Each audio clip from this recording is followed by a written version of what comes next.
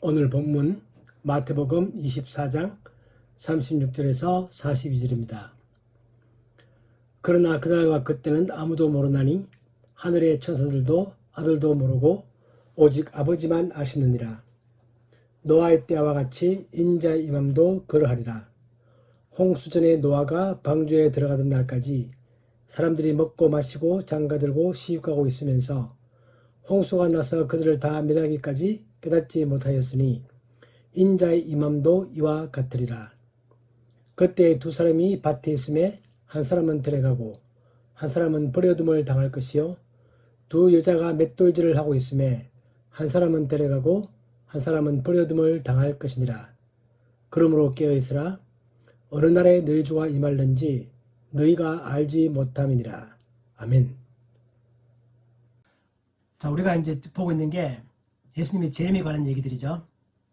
그래서 이러한 얘기들은 우리가 잘못 오해할 수도 있고, 또 주변의 어떤 다른 사람들이 잘못 해석할 수도 있고, 또 나쁜 목적을 가지고 우리를 혼미스럽게 하려고 하는 그런 시도들이 있을 수 있습니다. 그러니까 우리가 이 설교 시간을 통해서 이 말씀의 의미를 잘 깨닫고 내 마음 가운데 이거에 대한 내용을 잘 정리하고 있는 것 중요하죠. 그래서 지금 현재 우리가 깨닫고 있는 것이 완벽하지 못하다 할지라도 우리가 시간이 지나가면서 점점 더 이 말씀을 잘 이해하고 점점 더 깨달음이 깊어지고 나의 삶 가운데, 내 마음 가운데 깊이 이 말씀이 잘 뿌리를 내리는 것 중요하다고 생각합니다. 예수님께서 지금 5번째 가르침을 하고 계시는 거죠. 그 제자들에게 마지막 가르침을 주고 계십니다. 그 마지막 가르침은 재림에 관한 얘기고, 우리가 이 재림에 대해서 잘 알고 잘 이해하고 잘 인식하고 있는 것은 아주 중요한 것이다. 우리 믿음에 있어서.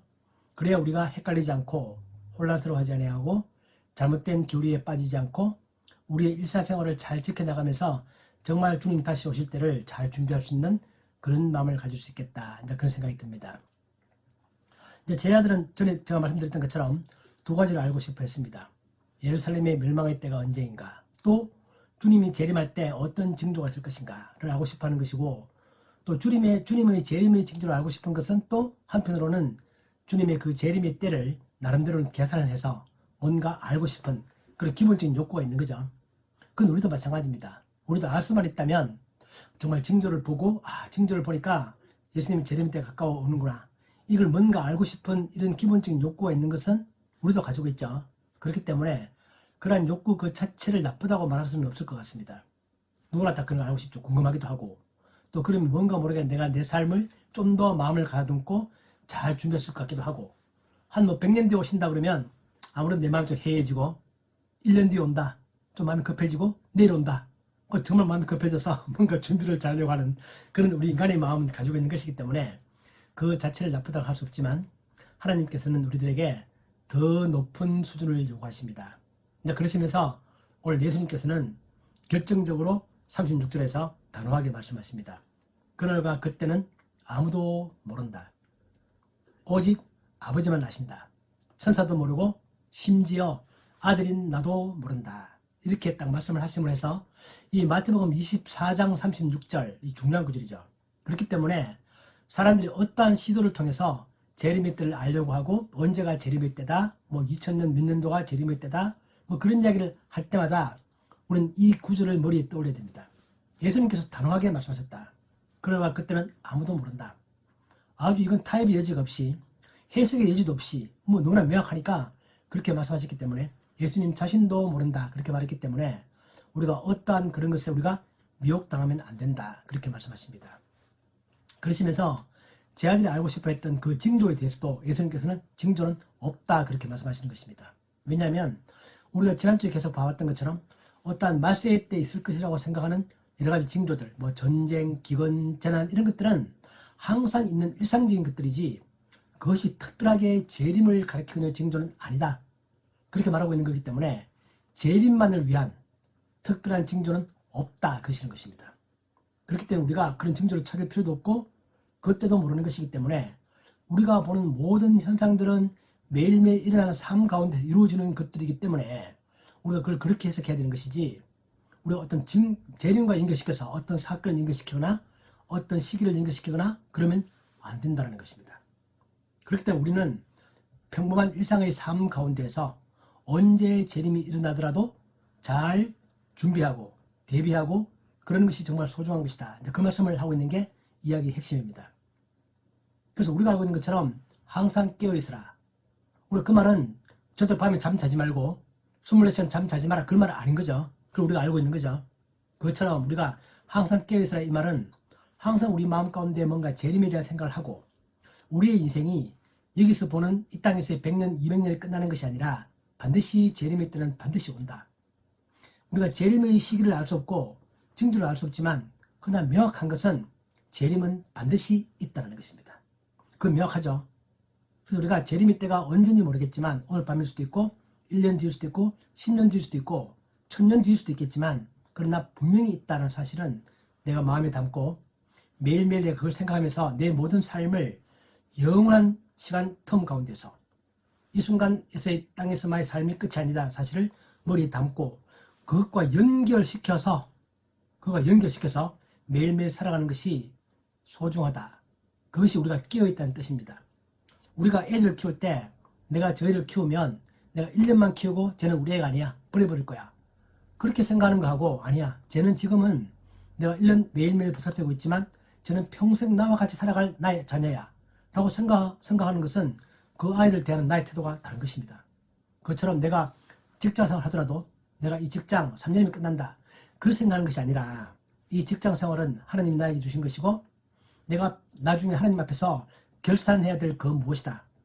하나님과의 관계 속에서 내가 매일매일 바라보는 것. 즉 영원이라는 시간의 틀 속에서 내가 매일매일 바라보고 하나님과 나와의 관계 속에서 매일매일의 삶들을 바라보고 행동하고 해석하고 판단하고 그렇게 살아가는 삶이 성경에서 말하고 있는 깨어있다는 뜻입니다. 즉 하나님과 나의 연결고리를 내가 항상 생각하면서 하나님 아버지 앞에서 살아가는 종교개혁자들이 말했던 것처럼 하나님 아버지 앞에서 살아가는 그 삶이 바로 깨어있는 삶입니다. 남이 보든 안 보든 상관없이 내가 항상 하나님 아버지 앞에서 그런 마음을 가지고 살아가는 것이 재림에 대한 합당한 태도이다. 이제 그런 말씀을 예수님께서 하고 있는 것입니다. 그래서 이제 이 이야기 끝나고 나면 예수님께서 마태복음 24장, 25장 5개의 가르침 가운데서 이제 5개의 비유가 등장합니다. 계속 똑같은 비유가 계속 등장합니다. 우리가 알고 있는 것처럼 뭐 도둑의 비유, 악한 종의 비유, 열처녀의 비유, 달란트의 비유, 양과 염소의 비유 이런 것들이 비유가 계속 등장하는데 그 비유들은 이야기가 다 좀 다르죠. 다르지만 초점은 똑같습니다. 언제 올지 모른다. 따라서 언제 올까 생각하지 말고 그냥 매일매일의 삶 가운데서 너에게 맡겨진 시간, 너에게 맡겨진 재능, 너에게 맡겨진 건강 이걸 가지고 최선을 다해서 매일매일 살아가는 것이 재림을 잘 대비하는 핵심 비결이다. 그 말씀을 하고 있는 것입니다. 우리에게 재능이 주어져 있죠. 우리에게 부족하지만 건강이 주어져 있습니다. 우리에게 작지만 작은 돈이 주어져 있습니다. 나에게 내가 부족하다고 생각하지만 나에게도 일정한 시간이 주어져 있습니다. 시간, 재능, 건강, 물질, 돈 이런 것들을 나에게 주어져 있는 것들을 내가 인정하면서 그 가운데서 내가 그것을 가지고 얼마나 매일매일 하나님 아버지 앞에서 잘 살아가느냐. 그것이 재림을 대하는 합당한 태도이다. 그 말씀하고 있는 것이기 때문에 특별한 징조를 찾으려고 생각하지 마라. 특별한 때를 언젠가 알려고 하지 말라. 모른다. 이제 그 말씀하고 있는 것입니다. 그러시면서 오늘 예수님께서 하신 말씀을 보면 아들도 모른다. 이제 이 말을 가지고 그 하나님의 그 예수님의 삼위일체를 부정하는 사람들이 있습니다. 근데 대표적으로 이슬람교죠. 이슬람교에서는 예수를 하나님이라고 인정하지 않습니다. 왜냐하면 예수가 하나님일 수가 없다. 왜? 모르는 게 있다고 하니까. 모른대 자기가. 그럼 그 신이냐? 하나님이라면 모든 걸 다 아셔야지. 근데 예수께서 분명히 말하기를 아버지는 알지만 나는 모른다. 그렇게 말했기 때문에 예수가 하나님이 아니다. 그렇게 부정을 합니다. 그래서 예수님이 삼위일체를 부정하죠. 이건 이 내용은 좀 이야기가 쉽진 않지만 우리가 또 이번 기회를 통해서 알아야 될 내용들이 삼위일체를 부정하는 사람들이 이 구절을 가지고 많이 삼위일체를 부정하기 때문에 그렇습니다. 여러분들 어떠세요? 누가 여러분들이 주변에서 여러분들에게 예수님은 하나님이 아니야. 모르는 게 있대잖아. 신은 모르는 게 없어야지.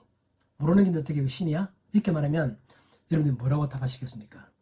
쉽지 않죠, 그죠? 또 그리고 이것만이 아니라 또 다른 데 보면 요한복음 5장에 보면 예수님께서 이런 말씀을 하십니다. 요한복음 5장 19절이죠. 내가 진실로 진실로 너희에게 이르노니 아들이 아버지께서 하신 일을 보지 않고는 아무것도 스스로 할 수 없나니 그렇게 말합니다. 그래서 이슬람에서도 그렇게 말합니다. 예수는 신이 아니다 확실히. 왜냐하면 자기 스스로 뭘 못한대. 신이라면 자기 스스로 뭘 할 수 있어야지 주도적으로. 근데 자기 스스로 할 수 없다고 하니까 예수는 신이 아니라고 스스로 말하고 있는 거네.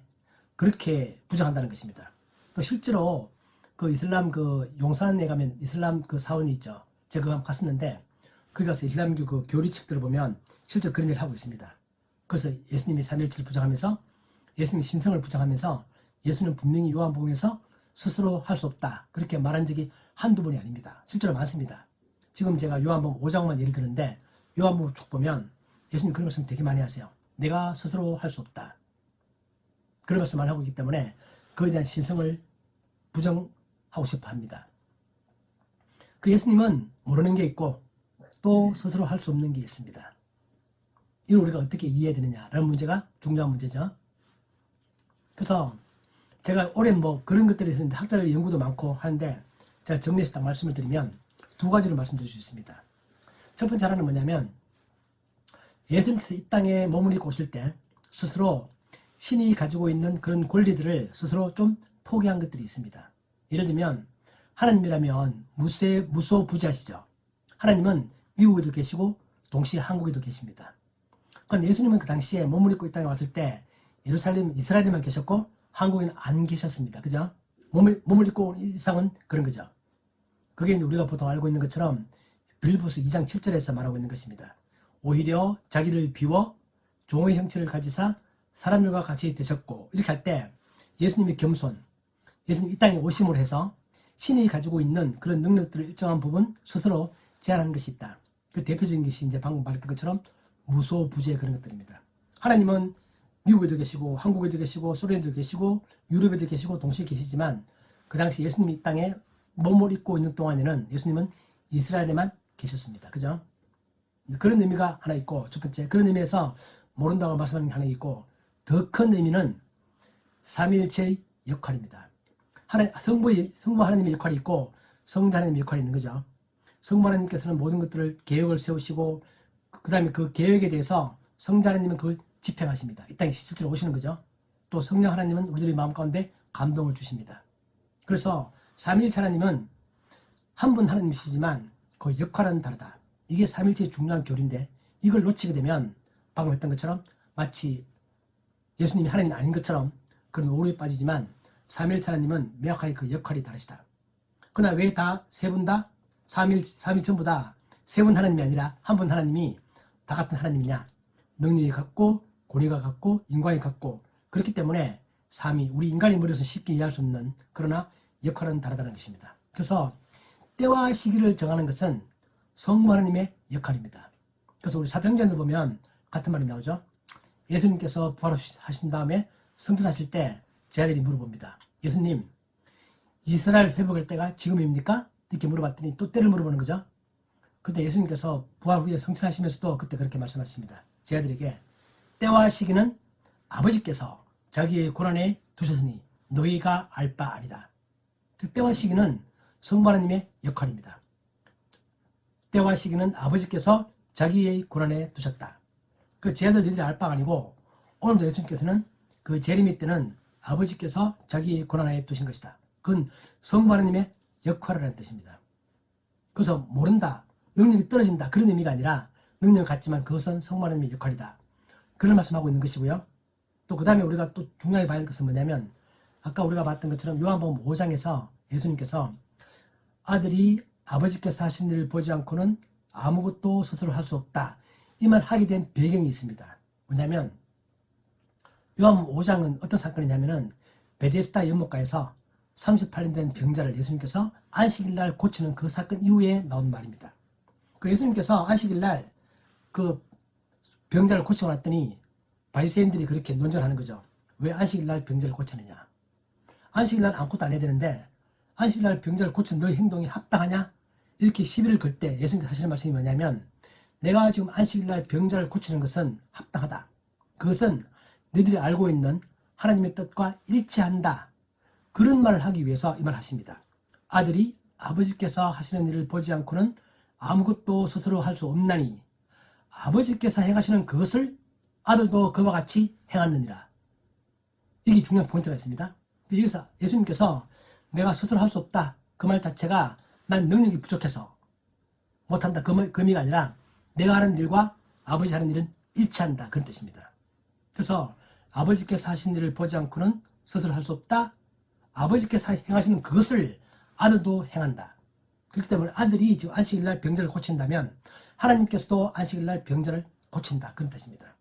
그래서 너희들이 지금 나보고 안식일날 병을 고치는 것에 대해서 시비를 걸고 있는데, 그것은 내 마음대로, 하나님은 안식일날 병을 고치는 걸 원하지 않는데 내가 내 마음대로 내 자의로 안식일날 병을 고치는 것이 아니다. 아버지께서 하시는 그 일과 내가 하는 일은 일치한다.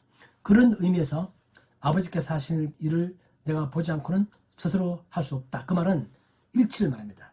그래서 이 삼위일체를 사람들이 세 명의 하나님이라고 생각한다면 서로 다를 수 있죠. 우리 그리스도 신화에 보면은 12개의 신이 있으면 12명의 신이 각각 다 다르게 행동하잖아요. 서로 상충되기도 하고 싸우기도 하고 막 그러잖아요. 그래서 삼위일체는 그런 게 아닙니다. 한 분 하나님이, 한 분 하나님, 유일하신 한 분 하나님이 행동하시는데 그 인격이 삼위로 존재한다는 것 뿐이기 때문에 결코 상충될 수가 없습니다. 그래서 아버지 하는 일과 아들이 하는 일은 같은 일이고 목적이 같고 그 능력이 같고, 그런 의미에서 스스로 할 수 없다, 그렇게 말하는 것이기 때문에 이것이 예수님께서 능력이 부족해서 신이 아니다, 그런 의미가 아니다라는 것입니다. 좀 어렵죠? 어렵지만 중요한 얘기입니다. 그래서 우리가 지금은 여러분 이해도 하시겠지만 또 잘 모르시더라도 이제 시간이 지나면서 계속 우리 묵상하다 보면, 특히 요한복음을 묵상하다 보면 이런 구절이 많이 등장합니다. 그렇게 잘 이해하는 이제 그런 출발점이 되었으면 좋겠습니다. 이제 그러시면 예수님께서 말씀하시는 게 뭐냐면, 이 재림의 때는 노아의 때와 같다, 그렇게 말씀하십니다. 어떤 면에서 노아의 때와 같을까요? 자, 노아는 홍수가 온다는 사실을 알고 준비를 합니다. 그러니까 노아가 아닌 사람들은 홍수가 올 리가 없다고 준비를 안 합니다. 그 차이가 있는 거죠. 다시 말하면 우리는 재림이 있다고 생각을 하고 그걸 받아들이고 그 인식을 하면서 살아갑니다. 그러나 그렇지 않은 사람들은 재림 있을 리가 없지, 그렇게 생각을 합니다. 실제로 그렇죠. 또 교회 내에서 예수님을 믿는 사람들조차도 재림? 그런 게 있을 리가 없어, 그렇게 생각하는 사람도 있을 수 있겠죠. 그러나 노아가 홍수가 반드시 온다는 사실을 알고 있었던 것처럼 우리는 재림이 반드시 있다는 사실을 알고 있습니다. 그래서 재림의 때는 노아의 때와 같습니다. 또한 동시에 노아도 홍수가 온다는 사실을 알고 열심히 배를 준비하지만 언제 홍수가 올지는 모릅니다. 노아도. 하나님께서 정확하게 언제, 몇 날, 며칠 날 홍수가 시작된다, 그렇게 말하지는 않습니다. 그러나 충분히 배는 준비해라, 그렇게 말했기 때문에 노아가 배를 준비하는 것뿐이죠. 언제 올지 모릅니다. 노아도 배를 만들면서 이게 내가 살았을 때 홍수가 올려나, 내가 배를 만들지만 내 죽고 난 다음에 우리 아들 때 홍수가 올려나, 그 노아는 모르는 것입니다. 그건 열심히 준비하죠. 그러나 정작 홍수가 시작될 때는 예수님, 하나님께서 동물들을 다 집어넣어라, 그렇게 말씀하시고 문을 닫아라, 그렇게 말씀하시기 때문에 그때는 노아가 아는 거죠. 홍수가 시작되는구나. 그건 우리도 마찬가지입니다. 재림이 시작되면 아는 거죠. 그런데 그 전까지는 우리는 그때를 알 수 없습니다. 그러나 준비하는 거죠. 그래서 일상적인 삶 가운데서 준비는 열심히 하고 있지만 언젠가 올 것은 반드시 온다는 것입니다. 그러니까 재림은 그게 중요합니다. 언제 올지 모르지만 올 것은 반드시 온다. 우리는 그에 대한 확신을 가지고 있을 필요가 있습니다. 사람들이 홍수가 온다 안 온다 아무리 논쟁을 한들, 나는 안 온다고 생각한다, 나는 온다고 생각한다, 아무리 그 생각을 한들 그것과 상관없이 홍수가 오는 것처럼 재림은 반드시 온다는 것입니다. 두 번째, 우리가 이 본문을 보면서 오해하면 안 되는 것은, 이 본문에 보면 이렇게 말합니다. 노아의 때에 사람들이 먹고 마시고 장가들고 시집가고 있으면서 홍수가 나서 그들을 다 멸하기까지 깨닫지 못하였으니 인자의 임함도 이와 같으리라, 그렇게 말씀하시는데, 여기서 먹고 마시고 장가들고 시집가고 있는 그 자체는 일상적인 삶을 말합니다. 노아도 배를 만들면서 먹고 마십니다. 그죠? 먹고 마셨습니다. 그렇기 때문에 우리가 혹시 또 이 본문을 잘못 오해해서 우리가 재림의 때를 준비해야 되기 때문에 먹고 마시는 거 하지 말고 장가도 가지 말고 시집도 가지 말자, 그런 사람들 있죠. 우리 옛날에 그 성경 같은 거 보면 재림이 곧 올 거니까 일상 직장을 다 버리고 가정을 다 버리고 공동체가 모여서 따로 재림만 준비하자, 그런 사람들이 있는데, 그 사람들이 이런 구절들을 약간 나쁘게 악용을 합니다. 성경에 봐라, 노아가 배를 지을 때 먹고 마시고 장가들고 시집가고 있으면서 그런 데만 정신이 다 팔려가지고 재림 때를 전혀 준비하지 못했던 사람들을 성경이 비판하고 있지 않느냐, 그렇게 악용할 수 있는데, 여기서 이 본문은 그런 의미가 아니고 먹고 마시고 장가들고 시집가고 있으면서도 재림은 전혀 생각하고 있지 않다, 그 뜻입니다. 그렇기 때문에 먹고 마시는 그 자체는 일상적인 삶이고, 우리가 그걸 열심히 하면서, 그걸 하지 말자는 뜻이 아니라 그걸 하면서 재림을 계속 생각하면서 살아가는 그런 삶을 의미하고 있는 것입니다. 그 재림은 우리들 일상생활 가운데서 갑자기 일어난 일이다. 그렇기 때문에 예수님께서도 오늘 노아의 이야기하고 난 다음에 그 다음에 바로 이어서 나오는 얘기가 뭐냐면은 40절에 그런 말씀하시죠. 두 사람이 밭에 있음에 한 사람은 데려가고 한 사람은 버려둠을 당할 것이고, 두 여자가 맷돌질을 하고 있음에 한 사람은 데려가고 한 사람은 버려둠을 당한다. 이런 말씀하시는데, 자, 밭일 하고 있는 거하고 맷돌질 하고 있는 것은 아주 평범한 일상생활입니다. 예수님께서 여기서 말하고 있는 것처럼 어떤 사람들이 기도하고 있을 때 한 사람 데려간다, 그런 일을 하고 있는 게 아니고 밭일을 하고 있다, 맷돌질을 하고 있다, 그럴 때 한 사람이 갑자기 데려감을 당한다, 그렇게 말하는 것처럼, 그것처럼 우리의 평범한 일상생활을 말하고 있습니다. 그 일상생활 가운데서 재림이 갑자기 일어나는 뜻입니다. 요즘 뭘 하면 내가 직장에 나와서 일하고 있을 때, 내가 주방 일을 하고 있을 때, 내가 집에서 쉬고 있을 때 이런 일을 하고 있는 거죠. 그렇기 때문에 밭일, 또 그때는 맷돌질이라는 게 혼자 하고 있는 게 아니라 항상 둘이서 같이 하고 있었답니다. 마주보면서. 그렇게 했기 때문에 그런 평범한 일상생활 가운데서 재림이 갑자기 일어난다, 그렇게 말씀하고 있는 것이라서 일상생활의 중요성을 또 한편 말씀하고 계십니다. 그러시면서 우리가 공부하는 것처럼 여기서 데려감을 당하는 사람이 좋은 것인지 남아있는 사람이 좋은 것인지 조금 헷갈립니다. 우리 일상적으로 보면 데려감을 당하는 게 좋아 보입니다. 그죠? 휴거처럼 이렇게 데려감을 당하는 게 좋아 보이는데, 제가 책을 쭉 찾아보니까 하들 의견이 반반이에요. 반반. 어떤 사람들은 데려감을 당하는 게 좋다는 뜻은 아닌 것 같다, 어떤 사람들은 데려감을 당하는 게 좋은 것 같다, 그렇게 말하는 분들이 있는데, NAC 주석 같은 데 보면 그분은 데려감을 당하는 게 좋지 않아 보인다. 왜냐하면은 성경의 문맥을 보면 이때 데려감을 당한다는 것은 심판을 위해서 데려감을 당하는 것처럼 보인다, 이제 그렇게 말씀하시는데, 그렇게 말씀하는 근거는 뭐냐면, 옛날에 예수님께서 씨 뿌리는 비유를 말씀하시면서 그 씨 뿌리는 비유에서 잡초를 뽑는 거를 연상을 하더라고요. 그렇게 해서 데려가는 것 자체가 그 심판을 위해 데려가는 것이다, 그렇게 해석하는 분도 있는데, 그러나 그분들의 공통된 의견은 여기서 데려가는 것이 좋은 것인지 남아있는 게 좋은 것인지가 중요한 포인트는 아니다. 아니고 데려가는 게 좋을 수도 있고 남아있는 게 좋을 수도 있는데, 그것과 상관없이 아무튼 명확한 분리가 일어난다, 그 뜻입니다. 핵심은 그거다. 재림의 때가 되면 하나님을 믿는 백성과 그렇지 않은 사람들 사이에 명확한, 돌이킬 수 없는 영구적인 분리가 명확하게 일어난다, 그 뜻입니다.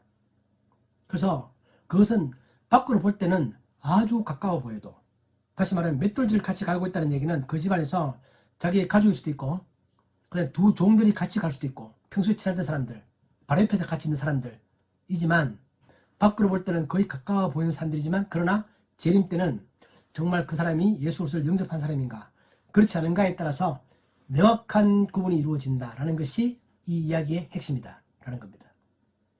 그래서 한 사람은 재림을 생각하면서 일사생활을 하는 사람이고, 한 사람은 재림을 무시하고 재림 그런 건 없다라고 생각하고 자기 일상생활 하는 사람들이 있다면, 재림이 때는 그 두 사람은 명확하게 눈으로 볼 때 표시가 날 정도로 명확하게 일어난다는 뜻입니다. 그러나 이것은 휴거에 관한 얘기를 하고 있는 게 아니랍니다. 그건 또 명확한 것 같아요. 그래서 이거는 휴거를 말하고 있는 게 아니라 명확하게 나누어진다, 거기에 이야기의 초점이 있다는 겁니다. 그 예수님께서 이렇게 말씀하시면서, 그렇기 때문에 그 두 여자가 맷돌질을 하고 있음에 한 사람은 데려가고 한 사람은 버려둠을 당할 것이니라. 그러므로죠. 그래서 앞에서 밭에 두 사람이 있다. 한 사람은 데려감을 당하고 한 사람 남아있다. 맷돌질을 같이 가고 있다. 한 사람은 데려감을 당하고 한 사람 남아있다. 그러므로입니다. 그러므로. 그렇기 때문에 깨어있으라. 어느 날에 너희 주가 임할는지는 너희가 알지 못함이니라. 이게 오늘 본문의 마지막 구절이죠. 그러나 이것이 앞으로 일어나는 모든 비유들의 핵심입니다. 언제 재림술지 너희는 알지 못하기 때문에 항상 준비하고 있으라. 항상 재림을 생각하면서 하나님과의 관계 속에서 너희 매일매일의 삶을 살아가는, 너에게 주어진 평범한 삶을 매일매일 충실히 살아가는 것. 하나님과의 관계 속에서 내가 돈을 벌더라도 하나님과의 관계 속에서 내가 돈을 벌고, 내가 밥을 먹더라도 하나님과의 관계 속에서 감사하면서 그 밥을 먹고 하나님을 생각하면서 그 재림이 반드시 있을 것이다. 나를 위해 죽으신 예수님의 사랑을 생각하고 하나님이 나를 이 땅에 살게 하신 그 목적이 무엇인가를 생각하면서 하나님과의 관계 속에서 매일매일 살아가는 것이, 그리고 그 삶을 평범한 일상생활을 충실히 잘 나가는 것, 그것이 성경에서 말하고 있는 재림에 대한 합당한 태도이고 그것이 깨어있는 것입니다. 우리가 그런 생각을 잘 못하고 지나갈 때가 많죠. 그래서 그 생각을 계속하면서 하는 것이 아주 소중하다. 이제 그런 얘기를 오늘 본문에서 하고 있습니다. 그래서 깨어있으라. 어느 날에 너희 주가 임할는지 너희가 알지 못하기 때문이다. 그래서 오늘 이 본문을 정리하고 우리 마음 가운데 생각해보면, 내가 아침에 눈을 뜨고 일어나서 재림이 오늘 오후에 있을 수도 있고 오늘 밤에 있을 수도 있고 또 100년 뒤에 있을 수도 있다. 그러나 나는 오늘 하루의 삶을 하나님이 나에게 주신 24시간, 나는 이 시간을 충실히 하나님을 생각하면서 하나님께 감사하면서 하나님을 찬양하면서 하나님을 기뻐하면서 나에게 주어진 것들이 부족하다, 돈이 부족하고 건강이 부족하고 시간이 부족하다 원망하는 게 아니라 나에게 주어진 것만큼을 내가 인정하고 그걸 가지고 어떻게 내가 하나님 아버지 앞에서 감사하면서 최선을 다해 살아갈 것인가, 이 생각을 하면 되는 것입니다. 그래서 우리가 매 순간 매 순간 살아가면 오늘 예수님이 말했던 것처럼 깨어있어서 항상 살아가는 그런 사람들이고, 그 사람들은 언제 재림이 오더라도 반드시 하나님의 사람이라는 사실이 명확하게 구분되어지는 그런 사람으로 우리가 살아갈 수 있다는 겁니다. 자, 이러한 우리 삶을 우리가 살아가기를 바라고요. 우리 이러한 생각을 한 번도 놓치지 말고 잘 살아가는 우리 복된 하나님의 가족들이 될 수 있기를 주님의 이름으로 축복합니다. 아멘. 아멘. 하나님 아버지, 오늘 재림에 관한 말씀을 다시 한 번 더 해주시니 감사합니다. 하나님, 그렇습니다. 우리가 정말 매일매일 매 순간순간 살아가면서 내가 무엇을 먹든지 마시든지 내가 어떤 일을 하든지 내가 아주 평범한 일상생활을 할 때에도 항상 내가 하나님을 마음에 담고 하나님을 기억하면서 하나님 아버지 앞에서 하나님께 감사하며 주님이 주신 작은 재물들을, 주님이 주신 작은 건강들을, 주님이 주신 작은 시간들을 내가 감사하며 그 시간들을 잘 활용하며 최선을 다하여 살아가는 저희들의 삶이 되게 하여 주시옵소서. 그런 가운데서 주님의 인자심을 체험할 수 있게 하시고 주님께 감사할 수 있게 하시고 우리의 삶을 통하여 예수 그리스도의 향기가 드러나는 그러한 삶을 살아갈 수 있도록 축복하여 주시옵소서. 예수님의 이름으로 기도하옵나이다. 아멘. 아멘.